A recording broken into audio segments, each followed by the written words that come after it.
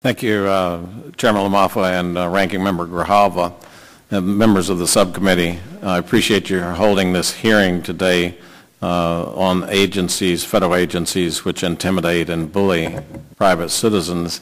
I asked the Natural Resources Committee in May of this year to conduct a hearing on this topic as it relates to Otero County, New Mexico, which is in my district.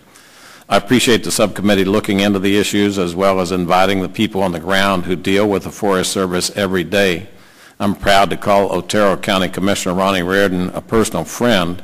I'd also like to thank Jose Varela Lopez of the New Mexico Cattle Growers Association, Attorney Blair Dunn, and Mike Lucero, all for making the journey all the way from the land of enchantment to the nation's capital for today's hearing. Our national forests are real treasures to the people of New Mexico. We in southern New Mexico know conservation better than any outside special interest group or bureaucrats in Washington. However, in recent years, we've seen a sharp downturn for the worse from federal land management agencies. Balance is no longer the order of the day, but instead agencies look to implement a narrow special interest-led agenda. BLM is slow-walking oil and gas drilling applications. The Forest Service only puts up minimal acreage for necessary thinning projects. Grazing is abruptly stopped because of faulty science. Public access to public lands and resources is being cut off. The situation in Otero County began this spring when the U.S. Forest Service began construction of a pipe fence that directly impacted the water rights of ranchers in the Agua Chiquita riparian area of the Lincoln National Forest.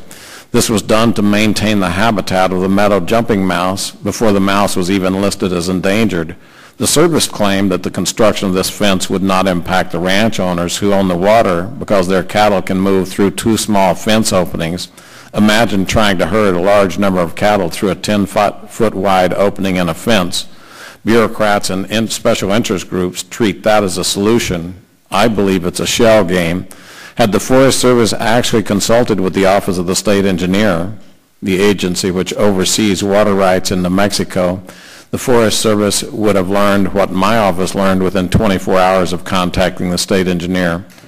The Goss family has adjudicated water rights in the Agua Chiquita dating back to the 1880s. The fact that an agency would make the claim that water rights do not exist when they clearly do is an example of the federal government's arrogance and attempt to bully our local ranchers into submission. The Forest Service also claims to accommodate ranchers by saying that the trenches near the Agua Chiquita allow water to flow under the fences. New Mexico, like much of the West, has been in a drought since 2011, and water does not flow through these trenches unless a heavy downpour occurs.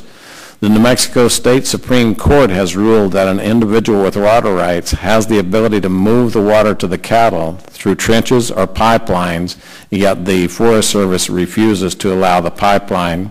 The Court of Federal Claims sided with the Goss family in a similar case 4 years ago. The actions of the Forest Service have made it nearly impossible to move the water to the cattle, violating the law, violating the findings of two different courts. Despite the bullying by the federal government, the county attempted to mediate this dispute with the U.S. Attorney's Office.